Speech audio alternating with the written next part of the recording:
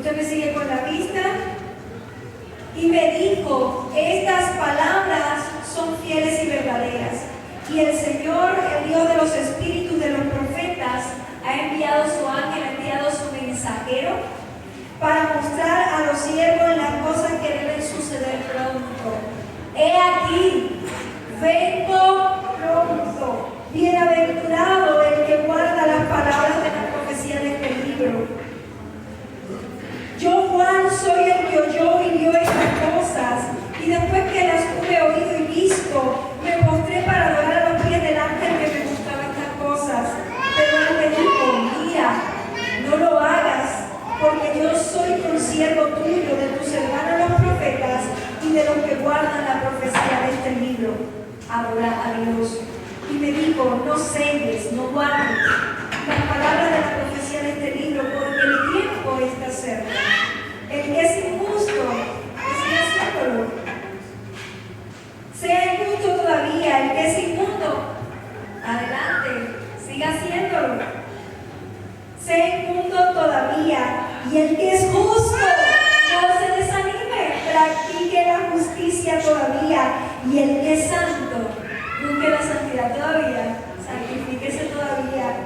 He aquí, yo vengo pronto, y mi galardón conmigo, para recompensar a cada uno según sea su obra. Yo soy el alfa y la omega, la primera y la última letra del alfabeto griego. Yo soy el mensaje de Dios para la humanidad. Eso es Cristo. Él es la revelación de Dios para el hombre. El principio y el fin, el primero y el último. Bienaventurados los que lavan sus ropas para tener derecho al árbol de la vida y para entrar por las puertas de la ciudad.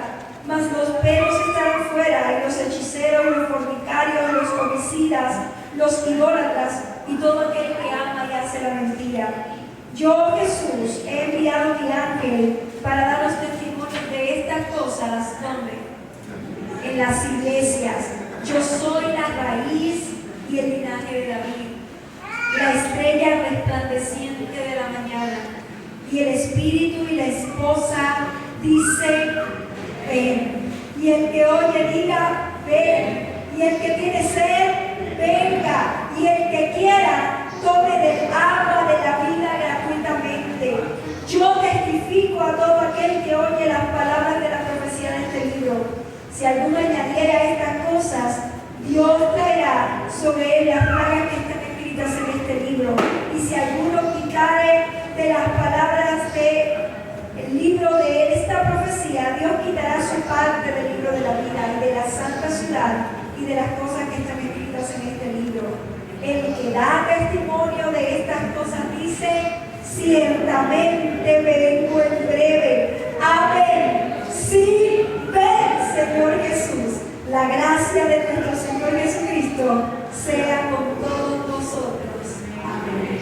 Amado Dios, gracias porque tu Espíritu Santo nos guía, porque tu Espíritu Santo nos recuerda las palabras que ha oído de tu Hijo Jesucristo, Dios. Te pedimos que en esta hora tu Espíritu Santo esté poniendo en nosotros esa expectación por la venida de Cristo.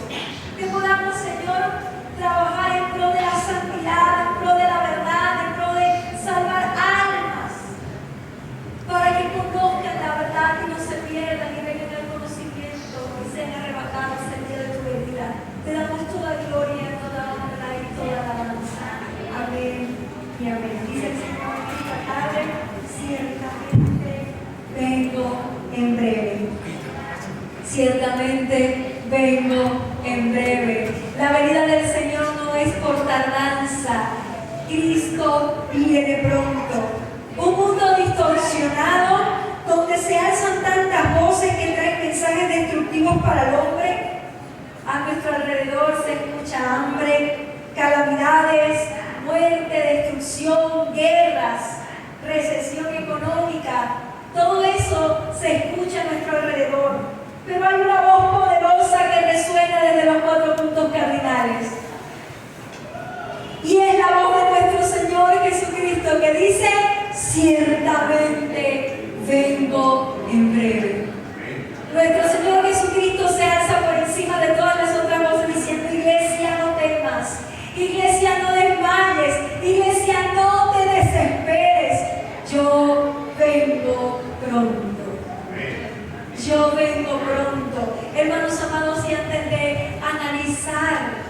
el mensaje de esta porción. Analicemos un poco el contexto. Hace 2000 años atrás, la iglesia del primer siglo estaba atravesando una situación de persecución.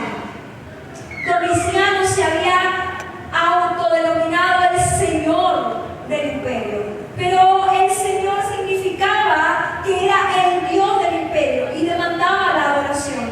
Y en este contexto, como la iglesia de Cristo adoraba solo al Señor Jesús, la iglesia comenzó a padecer persecución. La iglesia comenzó a padecer hambre, necesidad, peligro. Y es en este contexto donde empieza a preguntarse: ¿el Señor se acordará de su pueblo? ¿El Señor estará con su pueblo? ¿Se habrá olvidado Dios de su iglesia?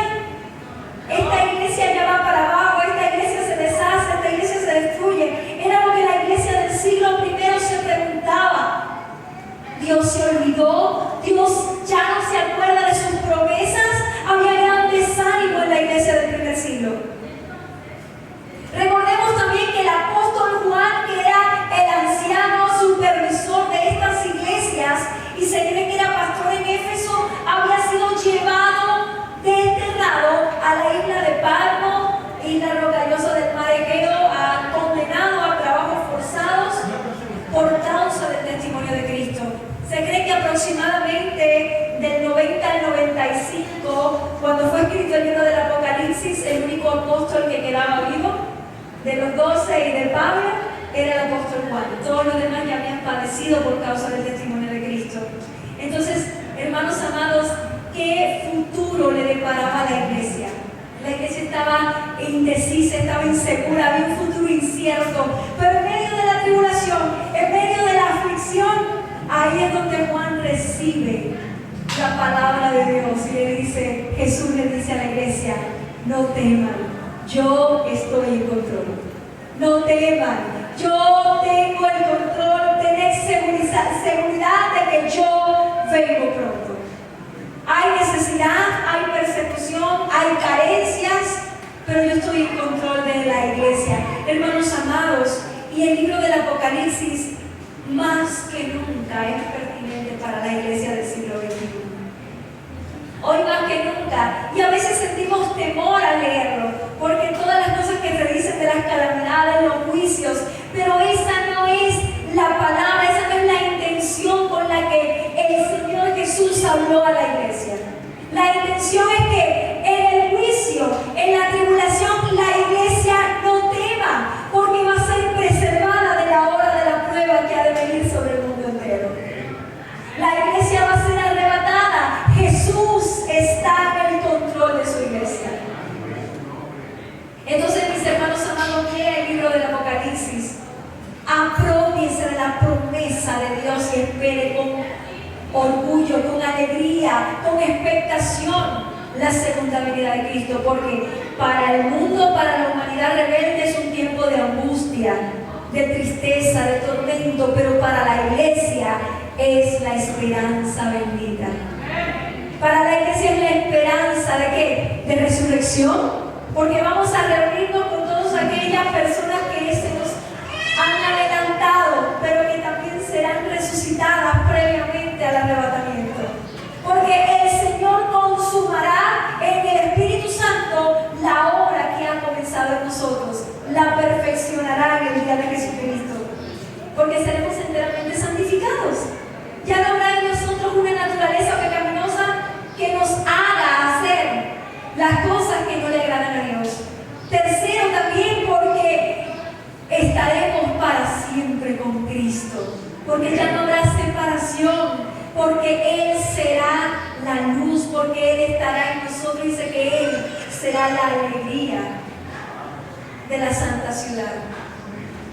Hermanos amados, podemos decir categóricamente que la iglesia de Cristo debe esperar con gran gozo la segunda venida. Ese es el acontecimiento más importante de la iglesia. Ese es el acontecimiento más importante de la iglesia. El acontecimiento futuro más importante es la segunda venida de nuestro Señor Jesucristo. Pero ¿cuáles son las razones por las cuales tenemos que esperar con gozo con expectación, con alabanza a la segunda venida de Cristo. Hermanos amados, en este pasaje encontramos 4 razones importantes, 4 razones de peso por las cuales usted y yo tenemos que perseverar hasta el día de Jesucristo. Esto es una carrera de vida o muerte donde el diablo se empecina, se enfrasca en hacerte caer, en hacerte perder la fe, en hacerte claudicar. Pero el Señor Jesús te dice: no temas, persevera, yo vengo pronto. La primera razón es porque su palabra es fiel y verdadera. Porque la venida del Señor no es un asunto que haya sido por tardanza. Dice la Biblia, Él no retarda su venida. Leemos nuevamente el versículo 6: y me dijo, estas palabras son fieles y verdaderas, y el Señor, el Dios de los espíritus de los profetas, ha enviado su ángel para mostrar a sus siervos las cosas que deben suceder. Hermanos, Jesús es Dios, no es hombre inconstante que promete algo y luego no lo cumple. No dice la Biblia que Él no es hijo, no es hombre para que mienta, ni hijo de hombre para que se arrepienta. Él es inmutable. Él es inmutable, Él no cambia. Lo que prometió lo va a cumplir. Sus palabras son fieles y verdaderas y están prontas a cumplirse. Cristo viene pronto, hermano. No crea la mentira de Satanás de que la iglesia va para abajo. No crea la mentira de Satanás que le ponen desánimo, de que no busque a Dios, de que no adore a Dios. Hermanos amados, esto es un estratagema del enemigo para engañar en los últimos tiempos, aun si fuere posible, los escogidos. Pero Cristo dice: esta palabra es fiel y verdadera. La veracidad de las promesas. El libro del Apocalipsis es verdad, porque esta palabra procede de la misma boca de Cristo. En la isla rocallosa del mar Egeo, ¿a quién vio el apóstol Juan? Al mismo Jesús, en gloria, con pies como de bronce bruñido, con ropa blanca como blanca lana, con cabellos, con ojos como de fuego, con una espada aguda, porque su palabra es penetrante, es convincente. Lo vio, no lo vio crucificado como lo había visto, no lo vio en el desierto de Galilea, no lo vio como lo había visto antes. Ahora lo veía victorioso, ahora lo veía con toda gloria, con todo esplendor, como Dios mismo. Y le dijo: estas palabras son fieles y verdaderas. Juan lo veía en toda gloria, en todo esplendor, lo veía victorioso, lo veía vencedor. Así lo veía el apóstol Juan. Esta palabra es un mensaje preciso para el pueblo en medio de la crisis. Hoy más que nunca, hermanos amados, el libro del Apocalipsis habla a nuestros corazones como iglesia. Y el Espíritu Santo de Dios recuerda estas palabras y nos dice: no tengan temor, cobren ánimo, porque Cristo viene pronto. Una palabra de aliento directo al corazón del creyente que le escucha: Jesús está en control. Jesús está en control, hermanos amados. Y recuerdo una ilustración que contaba mi papá siempre, y es que en una tormenta, en un barco, la tripulación empieza a ver una tormenta grande en alta mar y la tripulación se empieza a quitar, pero hay un niño durmiendo. Y vienen unos marineros y lo despiertan. Oye, ¿por qué estás durmiendo? Y el niño pregunta: ¿quién está al timón? ¿Mi papá? Y le dicen: sí. Y entonces dice: si mi papá está al timón del barco, no tengo problema porque no vamos a naufragar. Hermanos amados, esta historia se puede aplicar perfectamente a la vida del creyente, a la vida de la iglesia. Hay crisis, hay tormenta, hay vientos huracanados que quieren que nuestra barca se hunda, pero ¿quién está al timón del barco? Cristo. Cristo. Y si alguien está al timón del barco es papá, no vamos a claudicar. No vamos a sucumbir, no hay naufragio que valga la pena, porque el capitán, el más experimentado,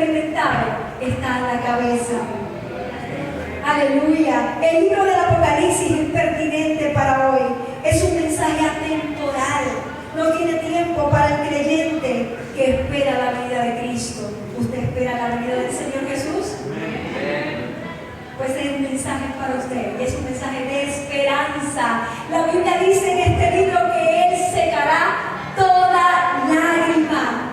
Usted ha sufrido, usted ha llorado, usted ha padecido por causa de Cristo. Dice la Biblia que Él va a secar toda lágrima. Él está con usted. Porque este gran acontecimiento está hoy más cerca que nunca. Sus palabras son fieles y verdaderas. Pero nosotros en las señales que nos rodean, las señales previas, como dijo Jesús en Mateo capítulo 24 y capítulo 25, las señales están prontas a cumplirse. Todo está pronto a cumplirse. Cristo viene pronto. La fidelidad de Cristo está declarada en su palabra. Jesús es fiel por los siglos de los siglos. Aunque nosotros seamos infieles, Él permanece fiel. Dice su palabra, Él no puede negarse a sí mismo. Él es fiel. Él es fiel. Él es fiel. Camina con su iglesia de la mano porque prometió estar con ella todos los días hasta el fin. Y así termina el capítulo 28 de Mateo. Y yo estoy con vosotros todos los días hasta el primer siglo, hasta el siglo XV, hasta el siglo XX. ¿Hasta cuándo? Hasta el fin. El Señor está con su pueblo. Los hombres se arrepienten de sus promesas, pero Él es fiel a su palabra. Pero la iglesia, esa manada pequeña de la cual habla el apóstol Juan en su evangelio homónimo, que Jesús se refiere a ella: no temáis, manada pequeña, porque a vuestro Padre ha placido daros el reino. Hermanos amados, esa manada pequeña es la razón del amor de Cristo. Jesús mismo nos dice: usted no se asombre, los creyentes en Cristo son minoría. Y Jesús dijo que seríamos enviados en medio de lobos. Entonces, no se extrañe de que aún más, y cuando parece que Cristo viene, está más cerca, que es más inminente, más personas se alejen del Señor. Esto está profetizado. No es algo que sea por quizás una mala administración, por una mala decisión. No, está profetizado.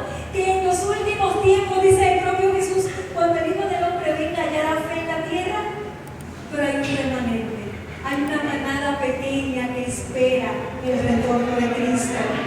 Un pueblo valioso y muy estimado a los ojos de Jesús.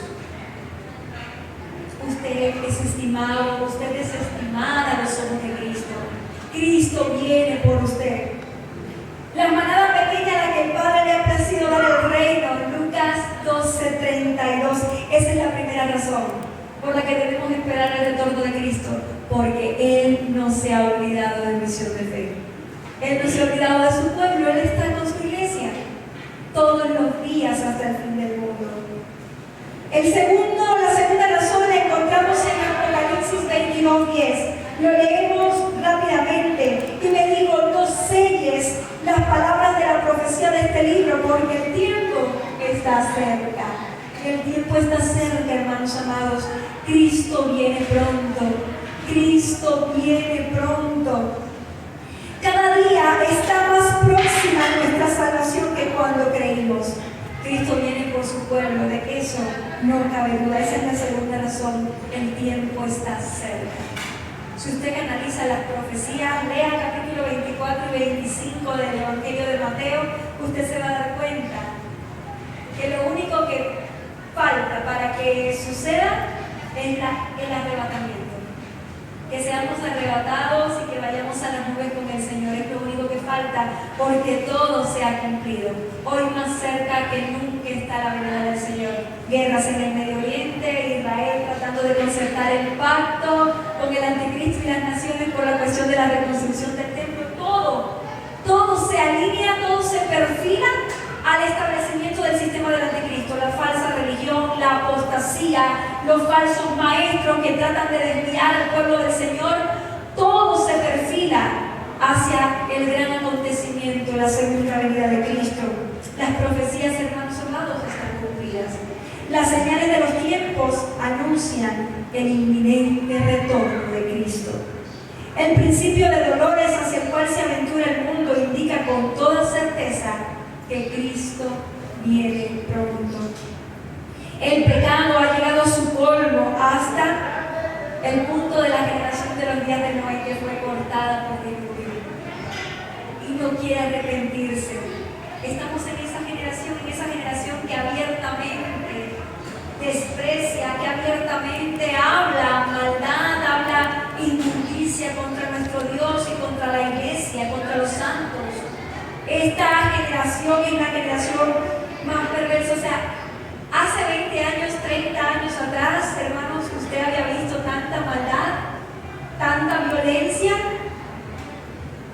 hermanos, tanta inmoralidad en la familia. Son señales de los últimos tiempos, son señales de que Cristo viene pronto. Los acontecimientos mundiales se alinean hacia un solo evento, el día del juicio de Dios para la humanidad rebelde, no para la iglesia, hermanos. Para usted hay promesa de salvación, para usted hay promesa de preservación. El juicio es para el sistema del anticristo y para todos aquellos que se oponen a la verdad. En la gran redención del pueblo santificado que morará en su presencia por los siglos de los siglos, Dios pone a su pueblo en aviso para que esté preparado. Y aquí el Señor dice: santifíquese, practique la justicia, no se canse, no se desanime, no permita que Satanás le robe la fe. Como le dijo al apóstol Pedro, el diablo me ha pedido para zarandear como a trigo. ¿Cómo se zarandea el trigo? El arroz. Se golpea para que salga la cáscara, pero dice: yo he rogado por ti al Padre para que tu fe no falte.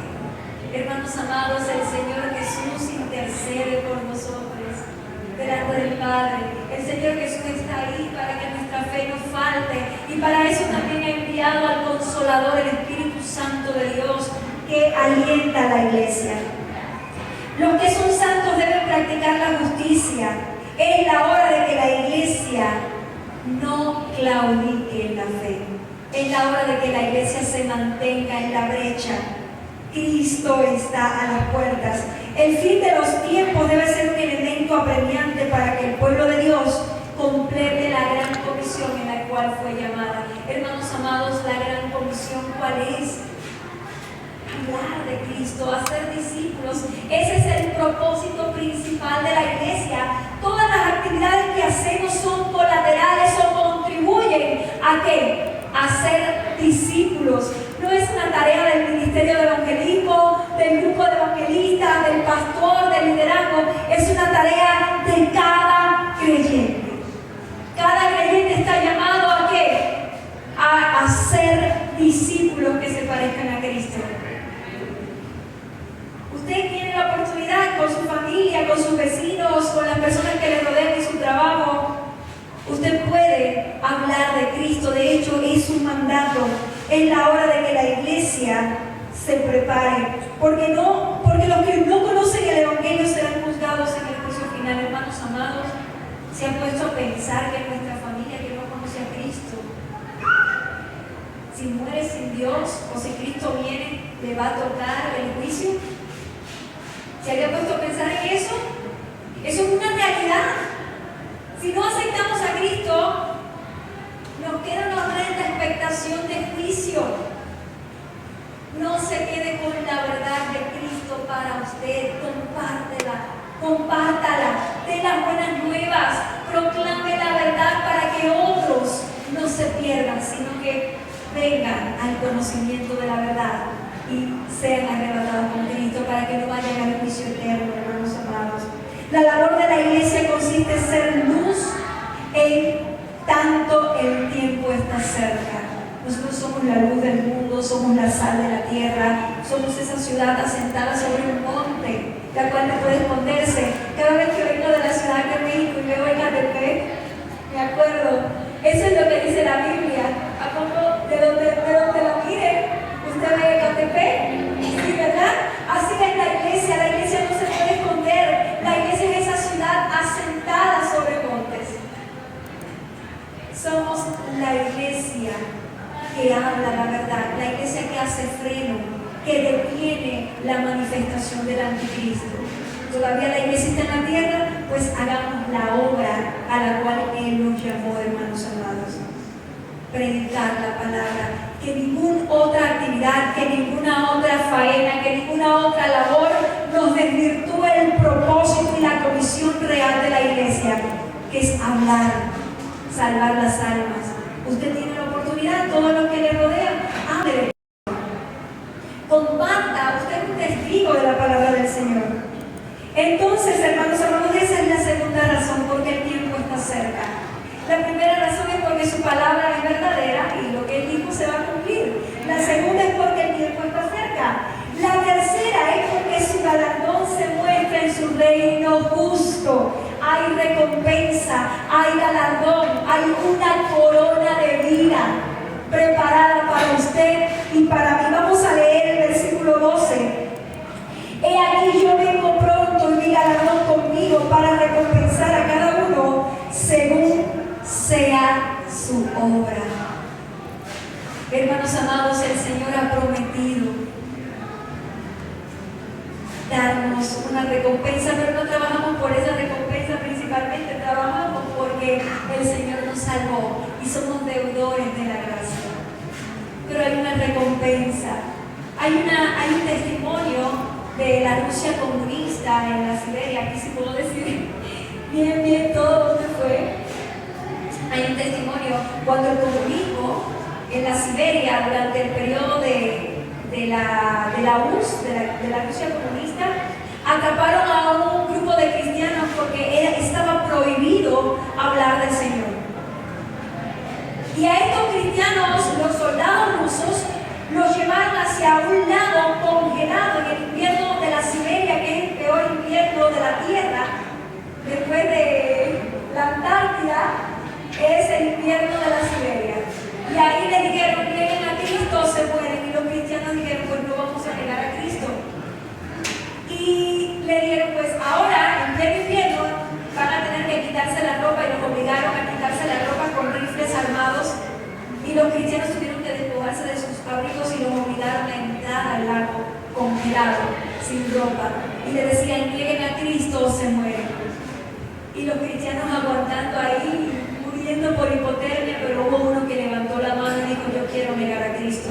Y rápidamente los soldados lo sacaron del agua, le pusieron sus abrigos, sus cobijas, y esta persona salvó la vida. Pero cuando sus compañeros, los soldados, ven que un soldado deja el rifle, empieza a quitarse el uniforme y dice, ¿qué haces? Y este soldado dice, es que yo quiero morir con estos cristianos. Porque cuando ellos estaban muriendo, yo vi unas coronas que se posaban en sus cabezas. Y la corona de cuando negó a Jesucristo, no se posó en su cabeza. Y yo quiero tomar su lugar porque yo quiero esa corona para mí. Hoy yo he visto que realmente Dios es verdad, que Jesús es real y yo quiero morir por Cristo. Y en esa hora el soldado comunista murió en el lugar del cristiano. Hermanos amados, hay una recompensa, hay un galardón para cada uno de nosotros. Cuanto más acá, de este lado del planeta, donde no hay persecución, donde ser cristiano es un poco más fácil. Tenemos hermanos en Cristo alrededor del globo terráqueo que hoy están sufriendo, que hoy están padeciendo por causa de Cristo. En el mundo musulmán, sobre todo en Irán, los cristianos están siendo masacrados. En el país comunista, en la Corea comunista, hay cristianos que están muriendo. Aún en China hay cristianos que están sufriendo por causa de Cristo. Hermanos amados, hay una recompensa en los cielos para usted y para mí. Dios viene como juez del mundo para poner fin a la maldad y para consumar la redención del creyente. La venida de Cristo tiene un doble significado. Para los incrédulos representa el fuego eterno. Será la segunda muerte para el hombre rebelde, la separación eterna de la presencia de Dios. El fuego eterno que ha sido preparado para el diablo y sus ángeles, el falso profeta y el anticristo, pues todos aquellos que decidan ir con ellos, pues van a ir a su mismo lugar.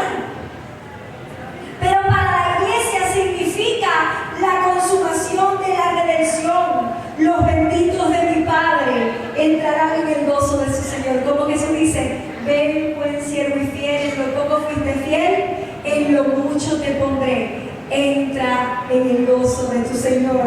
Hay recompensa. La iglesia disfrutará plenamente de la presencia de Dios. Hermanos amados, me quiero decir en esta tarde, nada de lo que usted considera que es bueno, nada de los placeres de este mundo se compara con la gloria de estar en la presencia de Dios. Nada de los pecados que pudieran estar llamando su atención, que pudieran estar tentándole, nada se compara con la gloria de estar en la presencia de Cristo.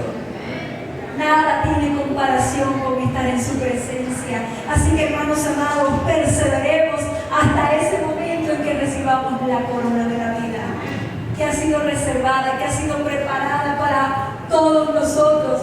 Hermanos, Dios le dice a la iglesia: retén lo que tienes para que ninguno tome tu corona. Así como este cristiano ruso que perdió su corona y el soldado se la arrebató, hermanos amados, no perdamos, no dejemos caer la corona, mantengámonos firmes en esta profesión de fe a la cual fuimos llamados. El retorno de Cristo provoca dos reacciones en situaciones diferentes. El pueblo del Señor tiene gozo, tiene alegría, tiene paz, porque habrá acabado su obra en la tierra para disfrutar el reino de Dios y todas las promesas del Señor, que son en el sí y en el amén. Porque tendrá su dulce compañía para siempre y no habrá separación jamás. Pero los impíos, aquellos que no son piadosos, aquellos que han rechazado al Señor, tendrán gran tristeza porque estarán separados de Dios para toda la humanidad. Y Jesús le dice a sus discípulos en Juan capítulo 15: porque separados de mí, nada podéis hacer. No podemos hacer nada separados de Dios. Porque la multitud de sus pecados serán atormentados por los siglos de los siglos, hermanos amados. La segunda resurrección, que es la resurrección para condenación, será para tormento. Serán resucitados en el juicio del gran trono blanco para condenación eterna. Pero, hermanos amados, para usted y yo, dice el apóstol Pablo, ¿qué condenación habrá? Si Dios es el que justifica, ¿quién acusará a los escogidos de Dios? Esa es la tercera razón, porque su galardón es real, porque Él viene para recompensar a la iglesia, para recompensarla con vida eterna, con una corona de justicia, con una salvación completa. Y la cuarta, porque Jesús es la mayor realización del hombre. Jesús es la plenitud del hombre. Leemos el versículo 16: yo, Jesús, he enviado mi ángel para daros testimonios de estas cosas en las iglesias. Yo soy la raíz y el linaje de David, la estrella resplandeciente de la mañana. Los atributos de Cristo presentados en este pasaje indican la necesidad del hombre de vivir en una correcta relación personal con Él.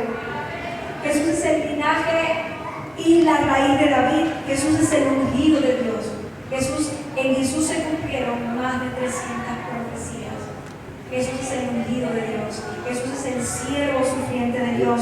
Fuera de Cristo no hay salvación posible, no hay esperanza alguna. El único que hizo posible la comunión con el Padre fue nuestro Señor Jesucristo. Jesús vino a reconciliarnos con Dios. El único Rey justo que gobernará con toda equidad. Ningún sistema político, hermanos amados, va a traer un gobierno justo. Lamento probarles una esperanza. Si usted había puesto su esperanza en algún sistema, en algún gobernante, en alguien, en algún político, no, hermanos. Las cosas van de mal en peor. Ningún gobernante va a traer un reino justo. El único que va a traer un reino justo, el único que va a traer equidad es nuestro Señor Jesucristo. No hay más nadie. Ningún sistema político creado por el hombre podrá gobernar de forma equitativa. Y ahora me recuerda el capítulo 2 de Daniel, cuando Nabucodonosor ve la estatua compuesta por partes de diferentes metales, pero hay una roca no cortada por manos de hombres que destroza y desmenuza la estatua, destroza y desmenuza los sistemas humanos hermanos, y comienza a crecer y se hace un monte. Y este es el gobierno de nuestro Señor Jesucristo.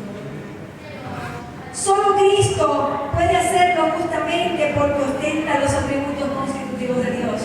Cristo puede ser legislador, un buen gobernante y un buen juez y tener todos los poderes políticos en su persona porque Él es Dios, es perfecto, no hay pecado en Él.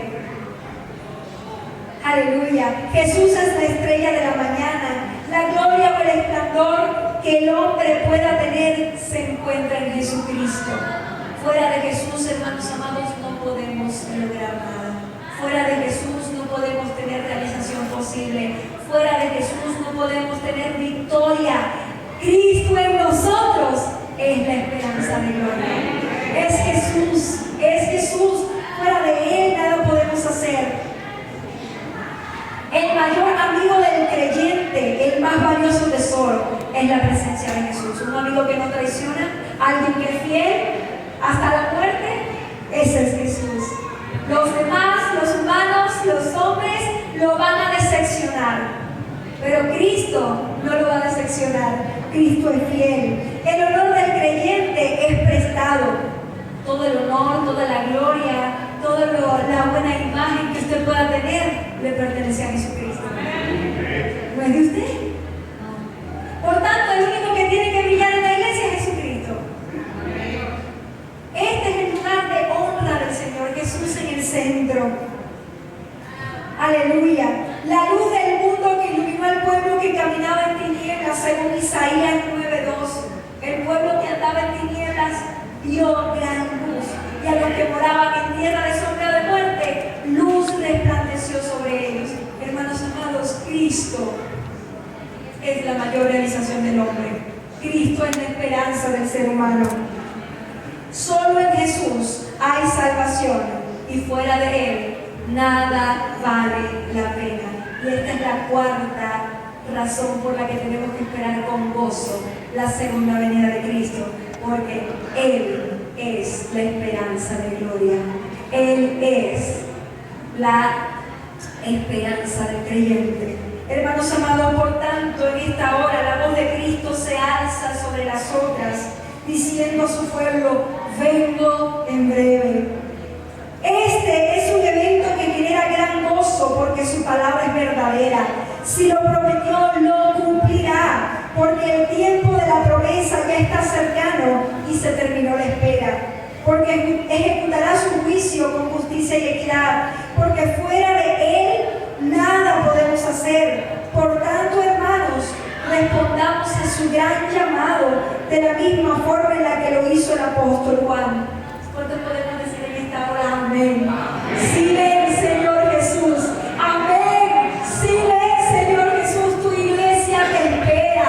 Señor, no retardes tu venida. Tu iglesia está preparada para irse a las mansiones celestiales. Hay un pueblo